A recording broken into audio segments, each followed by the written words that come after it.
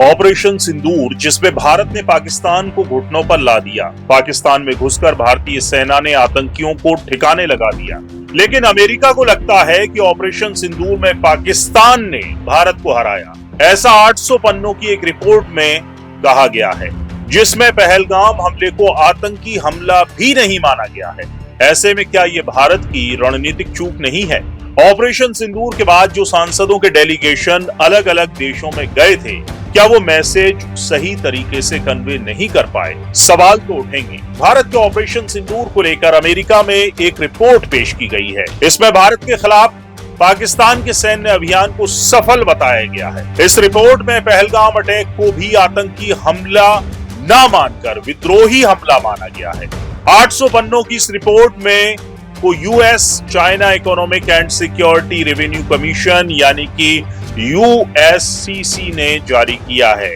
कांग्रेस नेता जयराम रमेश ने इस रिपोर्ट का विरोध जताते हुए इस पर सवाल उठाए हैं। उन्होंने कहा कि क्या प्रधानमंत्री नरेंद्र मोदी और विदेश मंत्रालय इस पर अपनी आपत्ति दर्ज कराएंगे और विरोध जताएंगे। उन्होंने कहा कि हमारी कूटनीति को ये एक बड़ा झटका है। रिपोर्ट में क्या कहा गया है वो हम आपको बताते हैं। जो रिपोर्ट अमेरिका में पेश की गई है, पाकिस्तान ने दावा किया है कि उसने कम से कम 6 भारतीय लड़ाकू विमानों को गिराया, जिनमें राफेल जेट भी शामिल है। इसमें राफेल की इमेज को नुकसान पहुंचा है। रिपोर्ट कहती है कि वास्तविक रूप से सिर्फ 3 भारतीय विमानों के गिराए जाने की पुष्टि होती है, ऐसा रिपोर्ट में दावा किया गया है। यूएससीसी का कहना है कि चीन ने भारत पाकिस्तान युद्ध का इस्तेमाल अपने आधुनिक हथियारों को लाइव वॉर में टेस्ट करने और दुनिया को दिखाने के लिए किया। लड़ाई के बाद दुनिया भर में चीनी दूतावासों ने अपने हथियारों की तारीफ की और कहा कि पाकिस्तान ने इनके इस्तेमाल से भारतीय लड़ाकू विमानों को गिराया।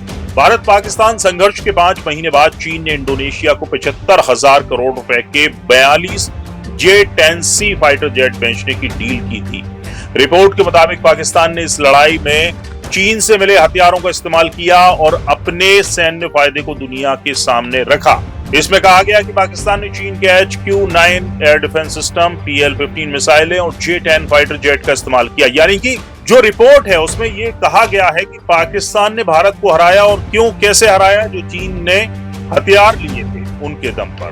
भारत का दावा है कि पाकिस्तान को इस दौरान चीन से खुफिया जानकारी भी मिली। हालांकि पाकिस्तान ने इसे नकार दिया और चीन ने इस पर कुछ भी साफ नहीं कहा। रिपोर्ट के मुताबिक 2019-2023 के बीच पाकिस्तान के 82% हथियार चीन से आए हैं। चीनी अखबार ग्लोबल टाइम्स ने यूएससीसी की रिपोर्ट पर सवाल उठाए हैं। अखबार लिखता है कि यूएससीसी ने एक बार फिर से चीन की आर्थिक, तकनीकी और सुरक्षा क्षेत्र में हो रही तरक्की को ऐसे दिखाया गया है जैसे वो दुनिया के लिए खतरा हो।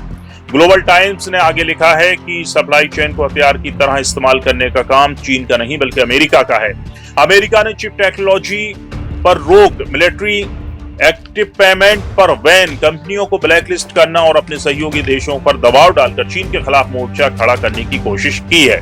इसके मुकाबले चीन का रिएक्शन सिर्फ अमेरिकी प्रतिबंधों को जवाब में है, न कि दुनिया को नुकसान पहुंचाने के लिए। चीन की दुर्लभ खनिज नीति सप्लाई चेन को स्थिर रखने के लिए बनाई गई है, न कि निर्यात रोकने के लिए चीन का जवाब है। आखिरकार ये रिपोर्ट दिखाती है कि बदलती दुनिया को समझने में अमेरिका को मुश्किल हो रही है।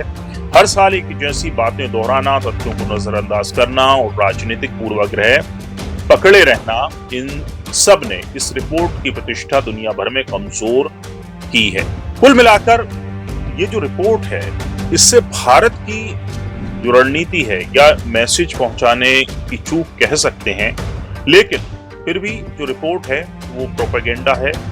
और अगर इस रिपोर्ट के खिलाफ भारत अपना विरोध दर्ज नहीं कराता है तो एक चूक जरूर हो। मोदी सरकार से ये उम्मीद विपक्ष भी कर रहा है, पूरा देश कर रहा है कि पुरजोर तरीके से इस रिपोर्ट की खिलाफत की जानी चाहिए, इसका विरोध किया जाना चाहिए।